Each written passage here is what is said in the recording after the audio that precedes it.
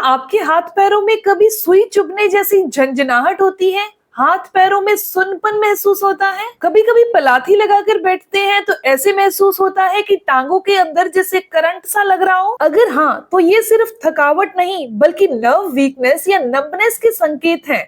आयुर्वेद में कहा गया है, जहाँ प्राण का संचार रुकता है वहाँ रोग पनपता है, और ये प्राण यानी कि ऊर्जा हमारे नसों के जरिए पूरे शरीर में बहती है।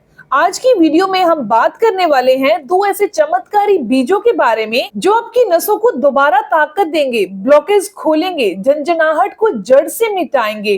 पूरी वीडियो को एंड तक जरूर देखिए ताकि आपको सारी असरदार जानकारी मिल सके।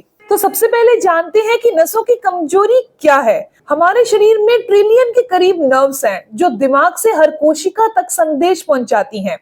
जब ये सिग्नल सही तरीके से नहीं पहुंचते तो क्या होता है? सुन्नपन होना, झंझनाहट होना, हाथ पैरों में जलन होना या मांसपेशियों में कमजोरी।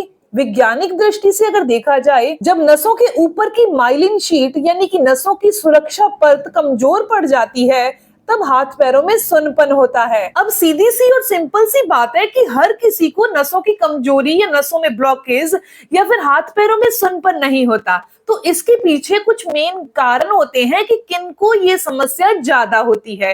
दोस्तों, अगर आपको ये जानकारी यहाँ तक अच्छी लग रही है तो इस वीडियो को जरूर लाइक कीजिएगा और अपने दोस्तों को जरूर शेयर करिएगा। मैं हूं दिव्या धवन, एक सर्टिफाइड न्यूट्रिशनिस्ट, एक डाइट प्लानर और आपकी हेल्थ कोच। बात करते हैं 7 प्रमुख कारणों की जिनसे नसें कमजोर पड़ती हैं। जिनकी बॉडी के अंदर विटामिन B12 की कमी रहती है, उनके नर्व सेल्स जो है वो कमजोर पड़ जाते हैं, यानी कि नसों के ऊपर की माइलिन शीट कमजोर पड़ जाती है। इसके अलावा जिनकी बॉडी के अंदर ब्लड सर्कुलेशन अच्छे से नहीं हो पाता, उन्हें बुरा कोलेस्ट्रॉल या ब्लॉकेज रहना या झंझनाहट ज्यादा महसूस होती है। इसके अलावा डायबिटीज रहना, और डायबिटीज का हमेशा ज्यादा ही रहना नुकसान पहुंचाता है और नसों को कमजोर कर देता है। या फिर जिनको थायराइड रहता है या हार्मोनल असंतुलन रहता है, उनके भी नर्व सिग्नल्स कमजोर पड़ जाते हैं। तनाव रहना, नींद अच्छे से ना आना, ये नसों को कमजोर कर देते हैं।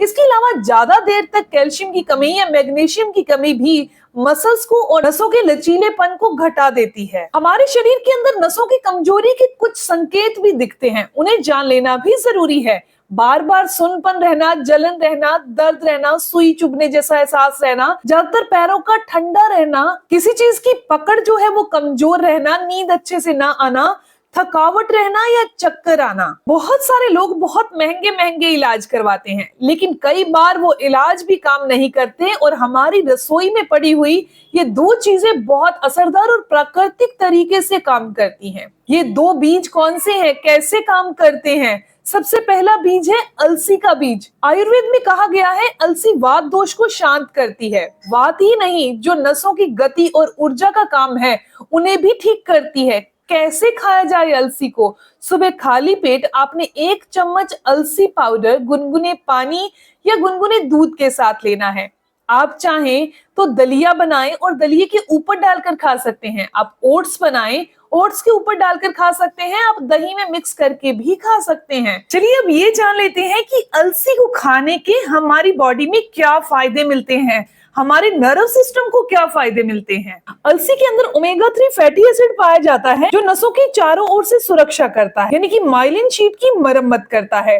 इसमें मैग्नीशियम पाया जाता है जो कि मांसपेशियों में ऐंठन होना या झंझनाहट रहना उसको रोकता है। इस अलसी के अंदर विटामिन B कॉम्प्लेक्स पाया जाता है जो नर्व सिग्नल को सक्रिय रखता है। इसके अंदर एंटी इंफ्लेमेटरी गुण हैं जो नसों की सूजन को दूर करते हैं और ब्लड फ्लो को अच्छा करते हैं। आपको नियमित तौर पर 21 दिन तक अलसी का सेवन जरूर करना है ताकि बहुत अच्छे रिजल्ट आपको मिल सके। दूसरे नंबर पर आते हैं कद्दू के बीज।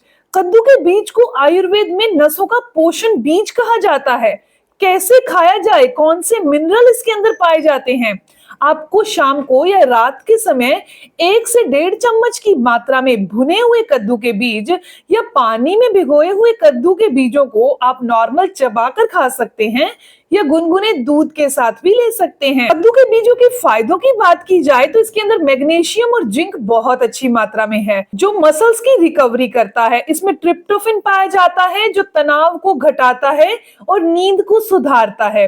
इसमें एंटीऑक्सीडेंट पाए जाते हैं जो नर्व डैमेज होने से बचाते हैं। ब्लड शुगर कंट्रोल करने में ये कद्दू के बीज बहुत मदद करते हैं। इसके अलावा ये थकावट को भी दूर करते हैं। अब बात करते हैं कि अगर इन दोनों बीजों को एक साथ खाना है तो कैसे खाएं, कौन से प्राणायाम किए जाएं और आपका रात का रूटीन कैसे होना चाहिए। आपको सुबह के समय 1 चम्मच अलसी के बीज खाने हैं, शाम के समय 1 से 1.5 चम्मच कद्दू के बीज खाने हैं। आपको पूरे दिन में कम से कम 8 से 10 गिलास पानी जरूर पीना है।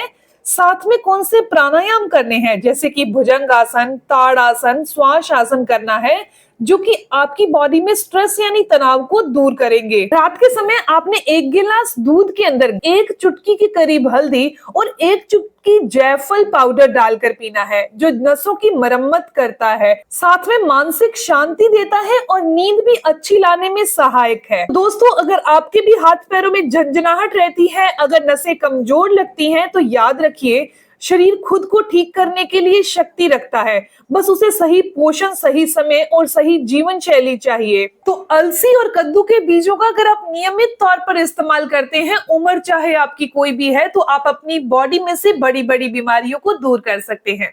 दोस्तों, ये इन्फॉर्मेशन, ये जानकारी यहीं तक थी। मैं उम्मीद करती हूँ, आशा करती हूँ कि जानकारी आपके लिए फायदेमंद होगी। अगर आपको ये जानकारी अच्छी लगी, आपके काम की है, तो इस वीडियो को जरूर लाइक कीजिएगा, अपने दोस्तों के साथ जरूर शेयर करिएगा और ऐसी ही इंफॉर्मेटिव जानकारी के लिए आप चैनल को सब्सक्राइब कर लीजिए, बेल आइकन पर प्रेस करिएगा, ताकि आपको आने वाली हर एक नई वीडियो की इंफॉर्मेशन, उसके अपडेट्स मिलते रहे। मिलते हैं दोस्तों नेक्स्ट वीडियो में, तब तक के लिए गुड बाय।